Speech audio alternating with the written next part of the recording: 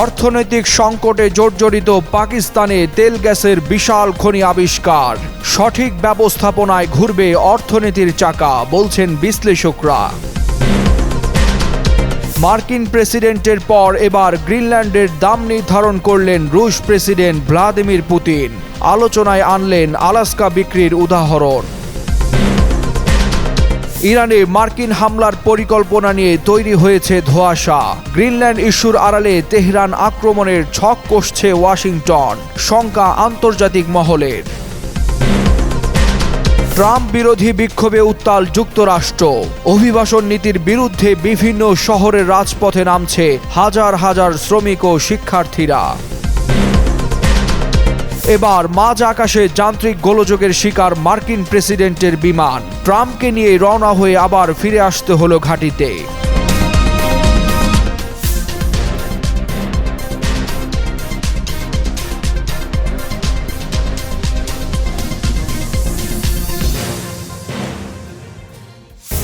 অর্থনৈতিক সংকটে জর্জরিত পাকিস্তানের জন্য এলো আশার খবর। দেশটির খায়রুন পাখতুনখোয়া প্রদেশে তেল ও গ্যাসের বিশাল নতুন মজুদ আবিষ্কারের ঘোষণা দিয়েছে রাষ্ট্রায়ত্ত তেল ও গ্যাস উৎপাদন কোম্পানি OGDCL। এই আবিষ্কার পাকিস্তানের জ্বালানি খাতে নতুন সম্ভাবনার দ্বার খুলে দিয়েছে বলে মনে করছেন বিশ্লেষকরা। OGDCL এর তথ্য মতে বারাকজাই এলাকার নতুন খনি থেকে প্রতিদিন গড়ে প্রায় ৯,৮৮০ ব্যারেল অপরিশোধিত তেল উৎপাদন করা হচ্ছে, যা পাকিস্তানের মোট দৈনিক তেল উৎপাদনের প্রায় ১৪.৫%। বর্তমানে দেশটি প্রতিদিন গড়ে ৬৬,০০০ ব্যারেল তেল উৎপাদন করে থাকে। কোম্পানিটি এক বিবৃতিতে জানায়, এই নতুন আবিষ্কার দেশীয় সম্পদের মাধ্যমে জ্বালানি সরবরাহ ও চাহিদার ব্যবধান কমাতে সহায়ক হবে। পাশাপাশি দেশে হাইড্রোকার্বন রিজার্ভ আরও সমৃদ্ধ হবে, যা দীর্ঘমেয়াদী অর্থনীতিকে স্থিতিশীল করতে ভূমিকা রাখবে। দীর্ঘদিন ধরে পাকিস্তান জ্বালানি ঘাটতি ও ব্যয়বহুল আমদানির ওপর নির্ভরতার কারণে আর্থিক চাপে রয়েছে। বৈদেশিক মুদ্রার রিজার্ভ কমে যাওয়ায় জ্বালানি আমদানিতে বাড়ছে সংকট। এমন বাস্তবতায় এই তেল ও গ্যাসের খনি আবিষ্কারকে বড় স্বস্তির খবর হিসেবে দেখছে ইসলামাবাদ। গত বছর পাকিস্তান সরকার ৩টি অফশোর ও ২টি অনশোর ব্লকে তেল ও গ্যাস অনুসন্ধানের জন্য স্থানীয় ও আন্তর্জাতিক কোম্পানির সঙ্গে ৫টি চুক্তি স্বাক্ষর করে। নতুন এই আবিষ্কার সেই উদ্যোগেরই বাস্তব প্রতিফলন। বিশ্লেষকদের মতে সঠিক ব্যবস্থাপনা নিশ্চিত করা গেলে থমকে যাওয়া পাকিস্তানের অর্থনীতির চাকা আবারও ঘুরতে পারে। ফাতেমা ফাতেহ জান, যুগান্তর নিউজ। শীতল বরফে আচ্ছাদিত গ্রিনল্যান্ডকে ঘিরে যুক্তরাষ্ট্রের আগ্রহ যখন আন্তর্জাতিক রাজনীতিতে নতুন বিতর্কের জন্ম দিয়েছে, ঠিক তখনই বিষয়টি নিয়ে মুখ খুলেছেন রাশিয়ার প্রেসিডেন্ট ভ্লাদিমির পুতিন। ট্রাম্পের গ্রিনল্যান্ড কেনার আগ্রহের প্রেক্ষাপটে তিনি ইতিহাসের পাতায় ফিরে টেনেছেন আলাস্কার উদাহরণ। পুতিন বলেন, গ্রিনল্যান্ড ইস্যুটি সরাসরি রাশিয়ার জন্য কোনো সমস্যা নয়। তবে যুক্তরাষ্ট্র যে অতীতেও ভূখণ্ড কিনেছে সেটি মনে করিয়ে দিতে তিনি 1867 সালে রাশিয়ার কাছ থেকে যুক্তরাষ্ট্রের আলাস্কা কেনার প্রসঙ্গ তুলে ধরেন। সেই সময় প্রায় 17,17,000 বর্গ কিলোমিটার আয়তনের আলাস্কা কিনতে যুক্তরাষ্ট্র রাশিয়াকে দিয়েছিল $7.2 মিলিয়ন। রাশিয়ার প্রেসিডেন্টের হিসাব অনুযায়ী মুদ্রাস্ফীতির সঙ্গে সামঞ্জস্য করলে সেই অর্থের বর্তমান মূল্য দাঁড়ায় প্রায় $158 মিলিয়ন। আর আয়তনে আলাস্কার চেয়েও বড় গ্রিনল্যান্ড, যার আয়তন 21,66,000 বর্গ কিলোমিটার। সেই তুলনায় গ্রিনল্যান্ডের সম্ভাব্য মূল্য হতে পারে আনুমানিক $200 থেকে $250 মিলিয়ন। আর এমনই ইঙ্গিত দিয়েছেন রুশ প্রেসিডেন্ট ভ্লাদিমির পুতিন। গ্রিনল্যান্ড কেনার প্রসঙ্গ নতুন নয়। 1946 সালে তৎকালীন মার্কিন প্রেসিডেন্ট হ্যারি ট্রুম্যান $100 মিলিয়ন স্বর্ণের বিনিময়ে দ্বীপটি কেনার প্রস্তাব দিয়েছিলেন। তবে দ্বিতীয় বিশ্বযুদ্ধের পর ডিকলোনাইজেশনের যুগে সেই প্রস্তাব নাকচ হয়ে যায়।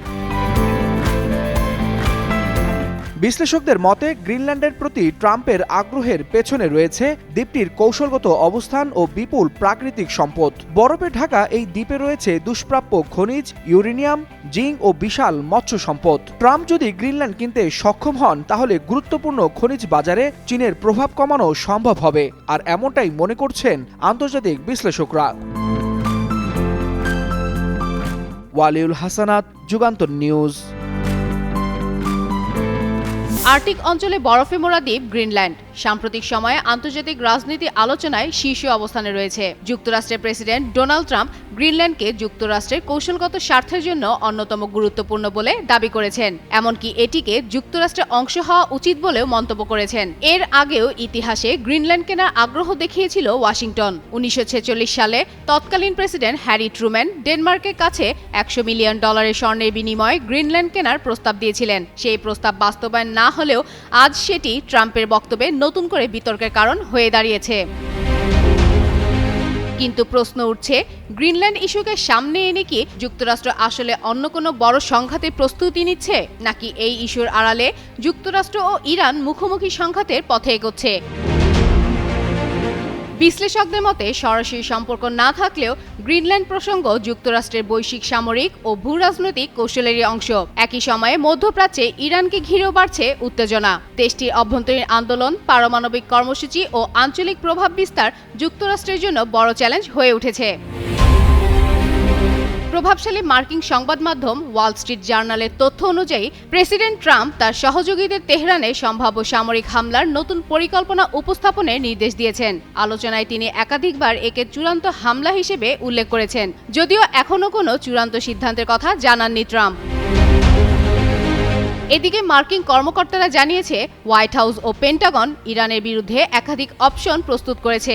এর মধ্যে রয়েছে সরকার পতনের পরিকল্পনা এবং ইসলামিক বিপ্লবী গার্ডের অবকাঠামোয় সীমিত হামলার প্রস্তাব। একই সঙ্গে মধ্যপ্রাচ্যে বিমানবাহী রণতরী ও যুদ্ধবিমান পাঠানো হয়েছে। যদিও এর জবাবে ইরান কঠোর হুঁশিয়ারি দিয়েছেন। পররাষ্ট্রমন্ত্রী আব্বাস আরাকচি বলেছেন, নতুন হামলা হলে ইরান কোনো সংযম দেখাবে না। বিশ্লেষকদের মতে গ্রিনল্যান্ড থেকে মধ্যপ্রাচ্য এই সমান্তরাল তৎপরতা যুক্তরাষ্ট্রের বৈশ্বিক শক্তি প্রদর্শনের কৌশল, যার সবচেয়ে বিপজ্জনক কেন্দ্রবিন্দু হয়ে উঠতে পারে ইরান। ফাতেমা ফাতেহ জান, যুগান্তর নিউজ।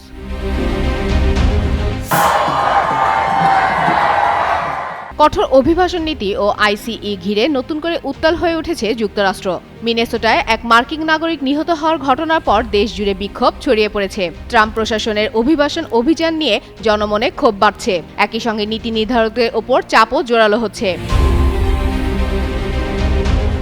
মার্কিন প্রেসিডেন্ট ডোনাল্ড ট্রাম্পের কঠোর অভিবাসন নীতির প্রতিবাদে যুক্তরাষ্ট্রের বিভিন্ন শহর ও বিশ্ববিদ্যালয় ক্যাম্পাসে ব্যাপক বিক্ষোভ শুরু হয়। ট্রাম্পের দ্বিতীয় মেয়াদের প্রথম বর্ষপূর্তিকে কেন্দ্র করে মঙ্গলবার এই কর্মসূচি পালন করে বামপন্থী সংগঠন ইনডিভিজিবল, 50501, বিভিন্ন শ্রমিক উন্নয়ন ও তৃণমূল সংগঠন।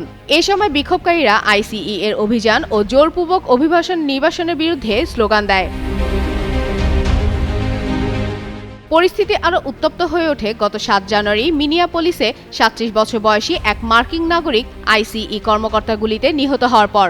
ঘটনার ভিডিও সামাজিক মাধ্যমে ছড়িয়ে পড়লে প্রশাসনের বক্তব্য নিয়ে প্রশ্ন ওঠে। স্থানীয় কর্তৃপক্ষের অভিযোগ, তদন্ত থেকে তাদের সরিয়ে দিয়ে কেন্দ্রীয় সরকার একতরফা পদক্ষেপ নেয়। এরপর থেকেই মিনেসোটা রাজ্যসহ বিভিন্ন শহরে বিক্ষোভ ছড়িয়ে পড়ে। ওয়াশিংটন ডিসি, নর্থ ক্যারোলাইনার অ্যাশভিল, নিউ মেক্সিকো সান্দাবেতে হাজারো মানুষ রাস্তায় নামে। অনেক শিক্ষার্থী ক্লাস বর্জন করে প্রতিবাদে যোগ দেয়। বিক্ষোভকারীরা বলেন, আইসিইর অভিযান কমিটিকে নিরাপদ নয়, বরং ভয় ও সহিংসতা বাড়াচ্ছে। মানবাধিকার সংস্থা ও অভিবাসন বিশেষজ্ঞদের মতে আইসিই এর জন্য বিপুল অর্থ বরাদ্দ ও জবাবদিহিতার অভাব পরিস্থিতিকে আরও জটিল করেছে। সাম্প্রতিক জরিপেও দেখা গেছে সাধারণ জনগণের বড় অংশ আইসিই এর কঠোর কৌশল সমর্থন করছে না। তবে রিপাবলিকান নিয়ন্ত্রিত কংগ্রেস এখনও নীতিতে বড় পরিবর্তনের ইঙ্গিত দেয়নি। এর মধ্যে আন্দোলনকারীরা বলছেন, অভিবাসন নীতিতে সংস্কার ছাড়া এই অস্থিরতা থামবে না। ফাতেমা ফাতেহ জান, যুগান্তর নিউজ। পৃথিবীতে সবচেয়ে সুরক্ষিত বিমান হিসেবে ধরা হয় এয়ারফোর্স ওয়ানকে। সেই বিমানে চড়ে সুইজারল্যান্ডের দাভোস যাচ্ছিলেন মার্কিন প্রেসিডেন্ট ডোনাল্ড ট্রাম্প। ঠিক ওই সময় মাঝ আকাশে হঠাৎ ঘটে বিপত্তি। বিমানে দেখা যায় যান্ত্রিক ত্রুটি। ট্রাম্পকে নিয়ে ওড়ার কিছুক্ষণের মধ্যেই মাঝ আকাশ থেকে ঘাঁটিতে ফিরে আসে সেই বিমান। হোয়াইট হাউসের বিবৃতি দিয়ে জানানো হয়, সামান্য প্রযুক্তিগত ত্রুটির কারণে মঙ্গলবার রাতে ওড়ার কিছুক্ষণ পর মেরিল্যান্ড সামরিক ঘাঁটি জয়েন্ট বেস এন্ড্রিউতে ফিরে গিয়েছে বিমানটি। প্রেসিডেন্ট সহ বাকিরা সবাই নিরাপদেই নেমেছেন। তবে এর জন্য ট্রাম্পের দাভোস সফর বাতিল হচ্ছে না।